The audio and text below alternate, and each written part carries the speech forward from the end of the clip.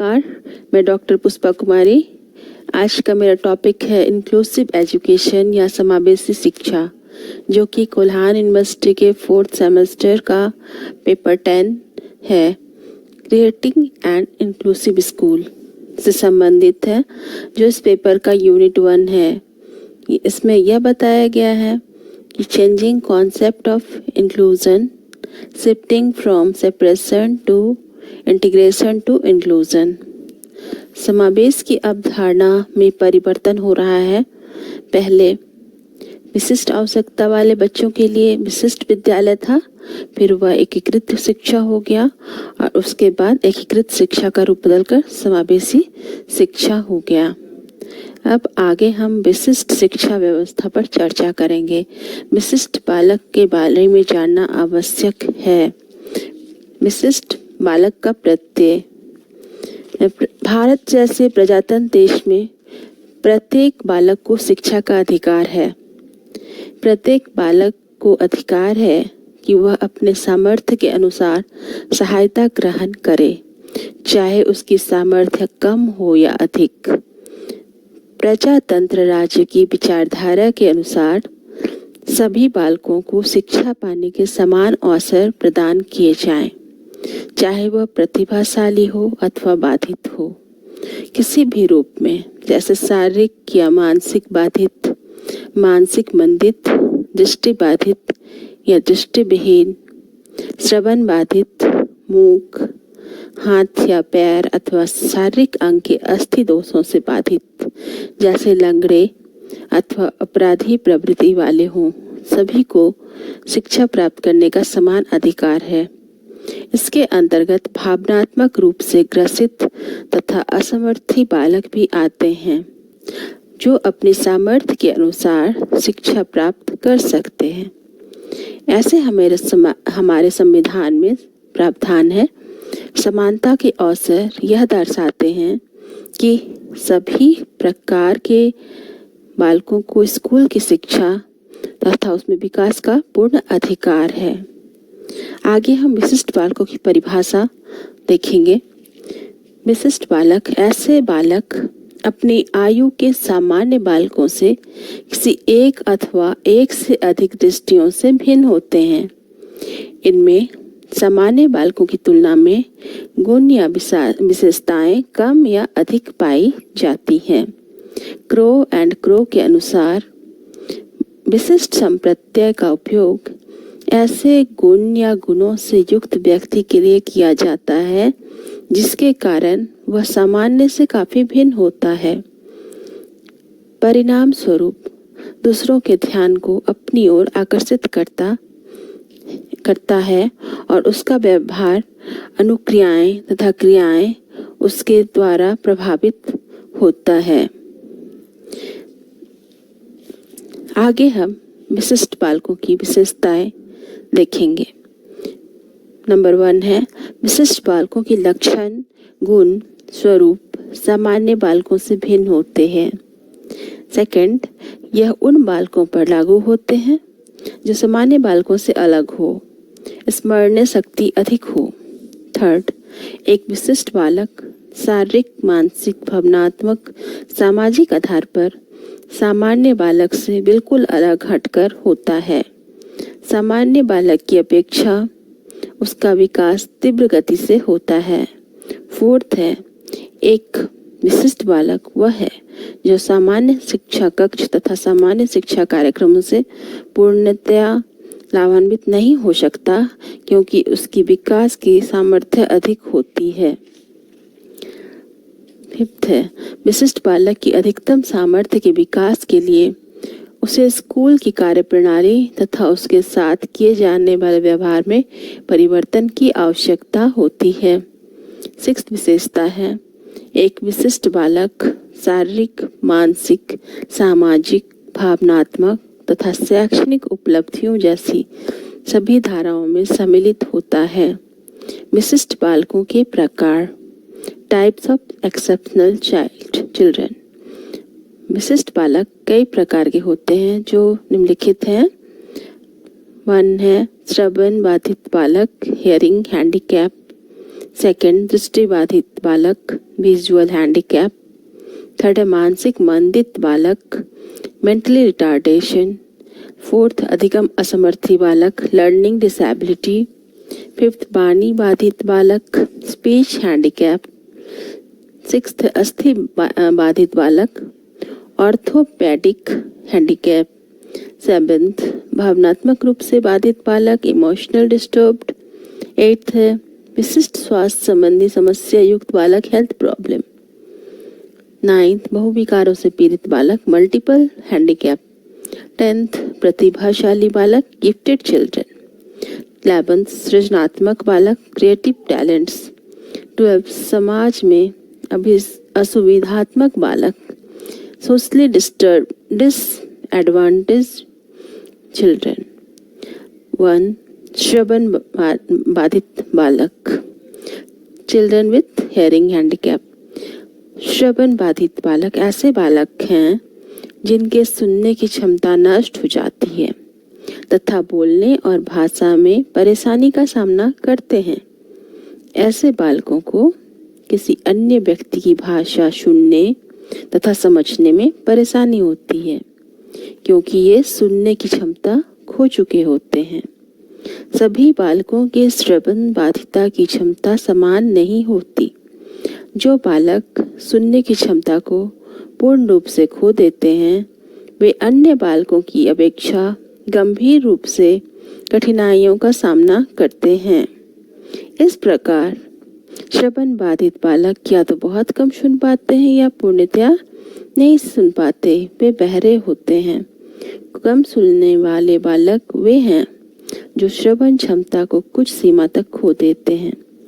ऐसे बालक जोर से की गई ध्वनि अथवा बोली गई आवाज को सुन सकते हैं। इस प्रकार की आवाज को सुनने के लिए उन्हें श्रवण यंत्र की आवश्यकता नहीं होती है। श्रवण यंत्र यदि इन्हें उपलब्ध हो तो आवाज का और अच्छी प्रकार से सुन सकेंगे। ऐसे बालकों को सामान्य स्कूलों में तथा सामान्य बालकों के साथ शिक्षा देने में कठिनाई नहीं आती। ऐसे अधिकांश बालक सामान्य शिक्षा कक्ष में शिक्षा प्राप्त कर रहे हैं। गंभीर श्रवण बाधित वे बालक हैं जो जोर से बोली गई आवाज को भी सुनने में असमर्थ है। ऐसे बालकों को विशिष्ट प्रविधियों द्वारा प्रारंभिक निपुणता की आवश्यकता होती है तथा इसके पश्चात बालकों का सामान्य स्कूल में शिक्षा के लिए प्रवेश कराया जा सकता है। श्रवण यंत्र उन्हें सुनने तथा कार्य करने में सहायक होता है। श्रवण बाधित अथवा श्रवण दोष युक्त बालक जो श्रवण प्रशिक्षण तथा श्रवण यंत्र की विशेष रूप से आवश्यकता होती है। शिक्षण परिस्थितियों में से सुनने की अपेक्षा वस्तुओं को दिखाकर शिक्षा दी जानी चाहिए। ऐसे बालकों की कुछ विशिष्ट आवश्यकताओं की पूर्ति हेतु विशेषज्ञों जैसे ऑडियोलॉजिस्ट तथा नाक कान गले के चिकित्सक उपलब्ध होने चाहिए। ऐसे बालकों की विशिष्ट आवश्यकता उनकी श्रवण क्षमता के कम होने की सीमा पर निर्भर करती है। विशेषज्ञों की आवश्यकता बालक के द्वारा घर पर तथा स्कूल में दिए गए प्रशिक्षण पर निर्भर करती है। सेकंड है दृष्टि बाधित बालक, चिल्ड्रन विथ विजुअल हैंडीकैप। दृष्टि बाधित बालक वे बालक होते हैं जो ठीक प्रकार से देख पाने में असमर्थ होते हैं। कुछ दृष्टि बाधित मोटे छापे की पुस्तक अथवा पठन सामग्री पढ़ पाने में समर्थ होते हैं। ऐसे परिस्थिति में वह काम कर सकते हैं। इसके अतिरिक्त कुछ बालक गंभीर रूप से दृष्टि बाधित होते हैं। उनमें देखने की क्षमता पर्याप्त रूप से कम होती है। ऐसे बालक की विधियों द्वारा शिक्षण ग्रहण नहीं कर सकते। दृष्टि बाधित को स्नेलन चार्ट के माध्यम से मापन किया जाता है। ऐसे बालकों की दृष्टि क्षमता का परिमाण आंशिक अथवा पूर्ण रूप से भी हो सकता है। जो पूर्ण रूप से दृष्टि क्षमता खो देते हैं वे अंध रोग से प्रभावित होते हैं तथा वे कुछ भी नहीं देख पाते। आंशिक रूप से दृष्टि बाधित वे बालक होते हैं मोटे अथवा बड़े छापे की पठन सामग्री अथवा पुस्तकों को पढ़ने के योग्य होते हैं।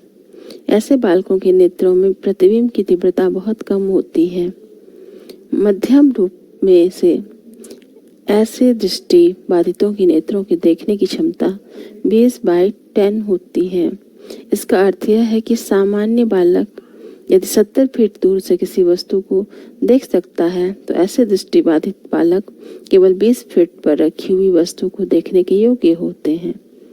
उनकी नेत्रों की ज्योति का ह्रास पास की वस्तु दूर की वस्तु देखने में होता है, अथवा यह कहा जाता सकता है कि वे वस्तुओं को देखने में बाधित होते हैं, जिसका मुख्य कारण दृष्टि दोष, नेत्र तारे की कमजोरी अथवा नेत्र से संबंधित मांसपेशियों का ठीक प्रकार से कार्य न करना होता है। दृष्टि बाधित अंधे वे बालक होते हैं जो मौखिक अथवा ब्रेल के माध्यम से शिक्षा पाने की आवश्यकता रखते हैं। ऐसे बालकों की देखने की क्षमता का परिणाम 2/20 तक भी हो सकता है। ऐसे बालकों को सामान्य स्कूलों में प्रवेश पाने तथा स्कूली शिक्षा ग्रहण करने, स्कूल में प्रवेश पाने के पहले विशेष प्रशिक्षण की आवश्यकता होती है। ऐसे बालकों की गतिशीलता का प्रशिक्षण तथा अधिकांश मौखिक अनुदेशन उनकी दृष्टि की क्षमता पर निर्भर करता है। थर्ड है मानसिक मंदित बालक, चिल्ड्रन विथ मेंटल रिटार्डनेस। इस श्रेणी में वे बालक रखे जाते हैं जिनकी बुद्धि स्तर तथा सोचने समझने की क्षमता बहुत कम होती है तथा वे समाज के साथ समायोजन करने में असमर्थ होते हैं। ऐसे बालकों की मानसिक बाधित के परिणाम भिन्न भिन्न होते हैं।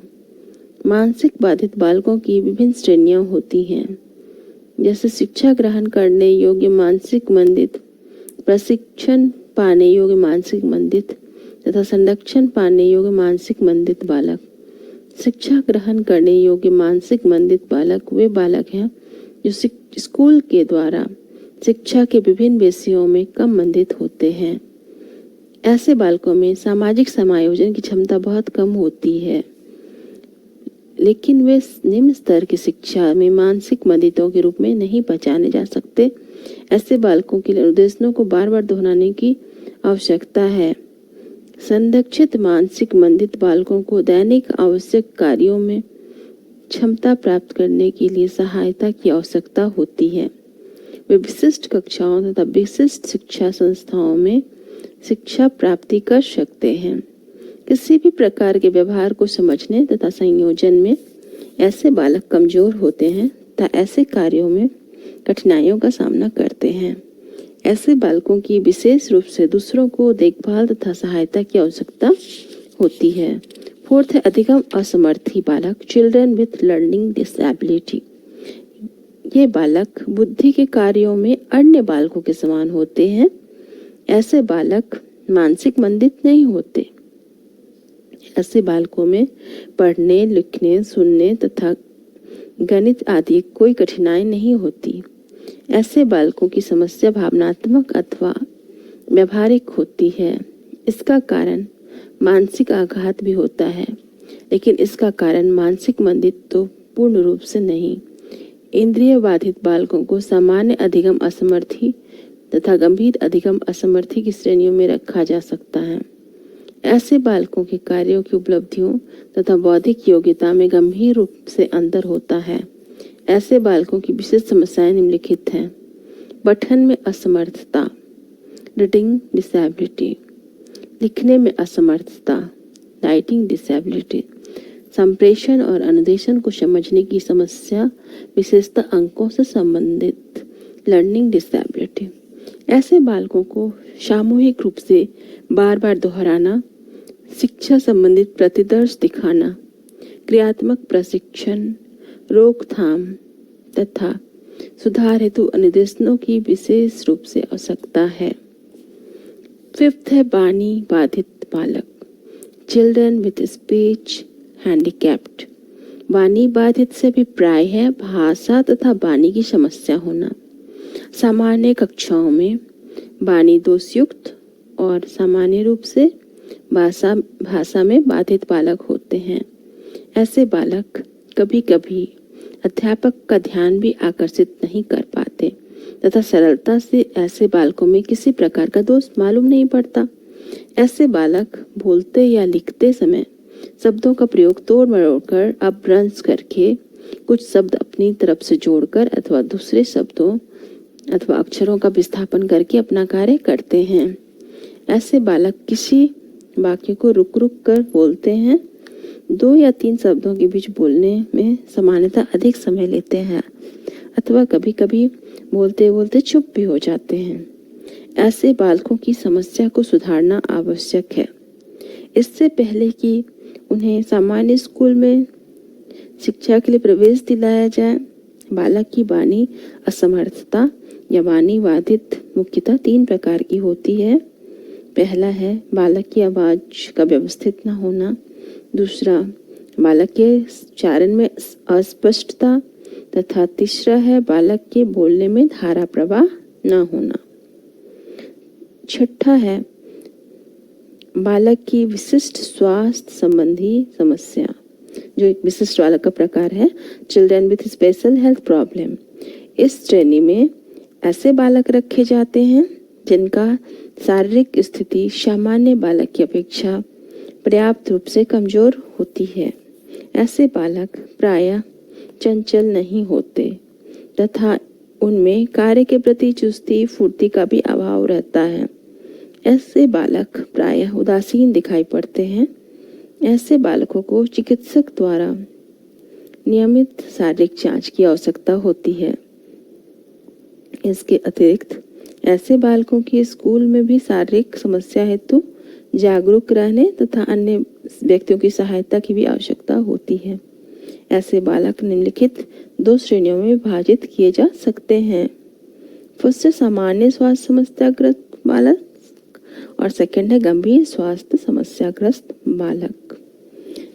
मिर्गी दौरे, दम्मा, अस्थियों के जोड़ों में पीड़ा, खून की कमी तथा डायबिटीज आदि कुछ विशिष्ट स्वास्थ्य संबंधी बाधिताएं हैं। 7th है बहुबाधित बालक, चिल्ड्रन विथ मल्टीपल हैंडीकैप्स। बहुबाधिता का तात्पर्य बालक में एक से अधिक बाधिताओं से है। उदाहरणार्थ एक बालक दृष्टि बाधित तथा बधिर हो सकता है अथवा दृष्टि बाधित के साथ साथ अस्थि रोगों से बाधित, बधिर तथा अस्थि बाधिता, मानसिक मंदित व वाणी बाधित आदि। बहुविकारी बाधिता में एक बाधिता दूसरी बाधिता की अपेक्षा परिणाम से अधिक होती है।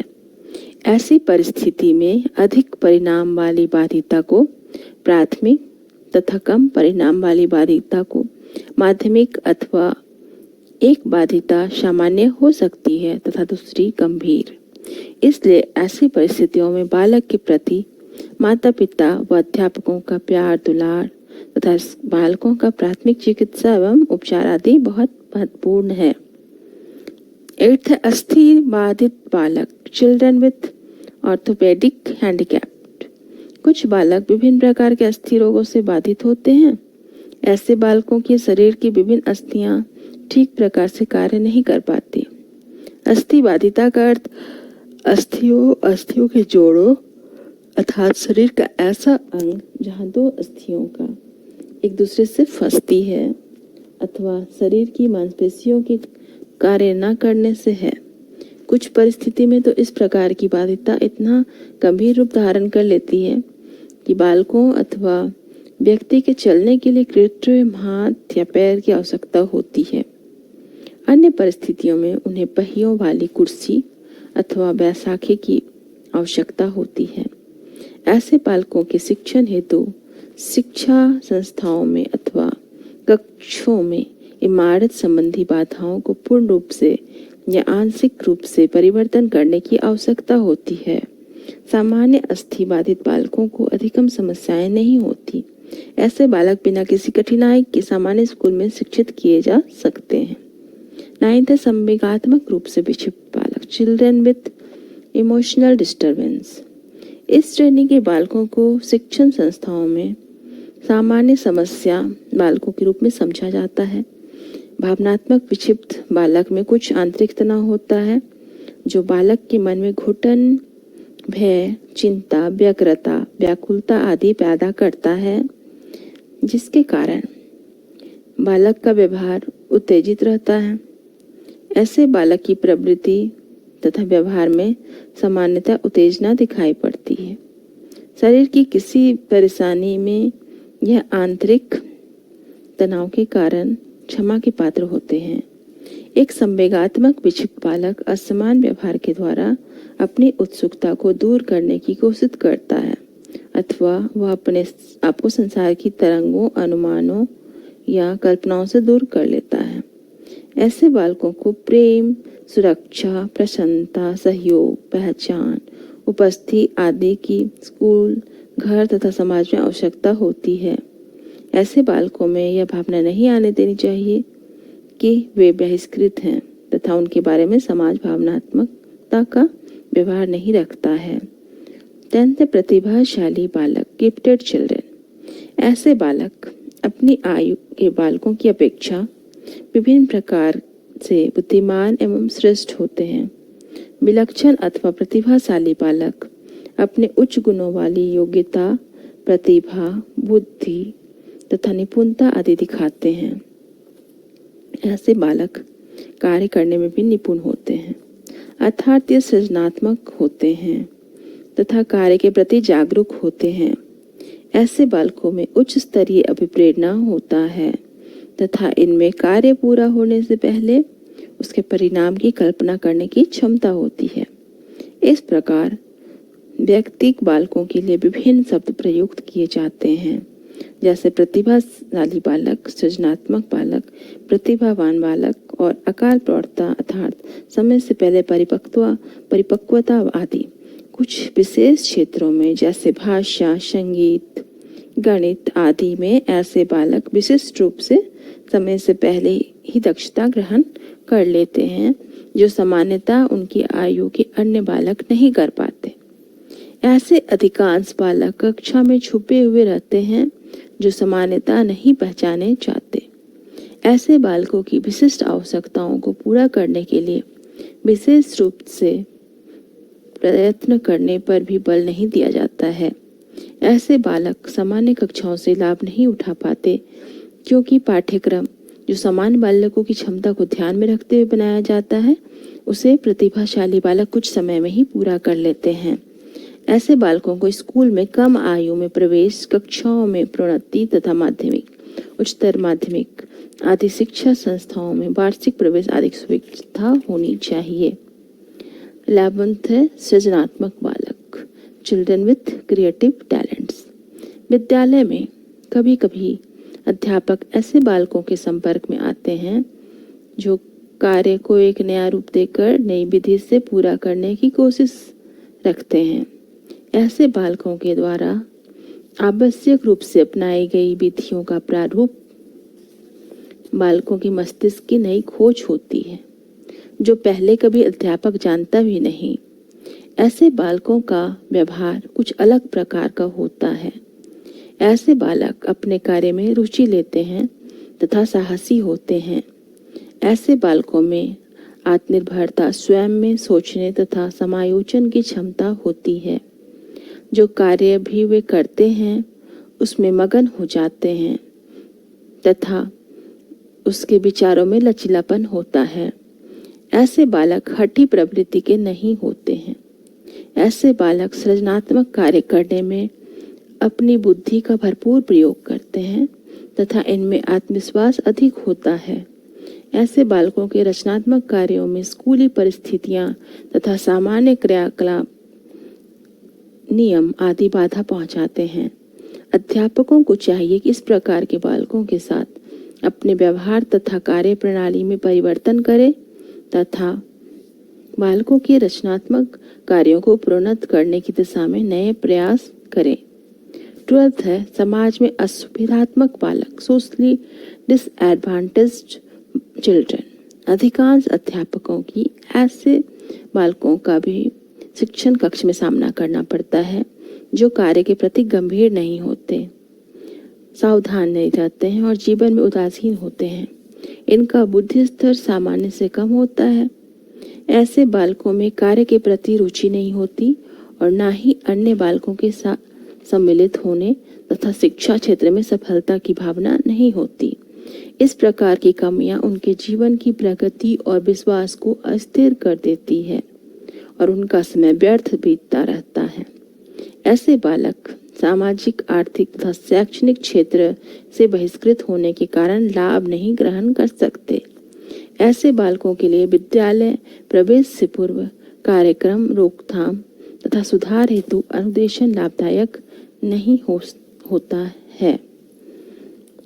अब ऊपर हमने अभी जस्ट देखा विशिष्ट बालकों के प्रकार, जो विशेष आवश्यकता वाले बच्चे होते हैं और इन्हीं के लिए विशिष्ट विद्यालय की व्यवस्था होती है। विशिष्ट बच्चों के लिए मूक बधिर स्कूल या स्पेशल स्कूल या विशिष्ट विद्यालय होती है। भारत में विशेष रूप से दृष्टि बाधित, श्रवण बाधित, मानसिक मंदित तथा मानसिक गंभीर रूप से बाधित बालकों के लिए विशिष्ट शिक्षा संस्थाएं स्थापित की गई हैं। धन्यवाद।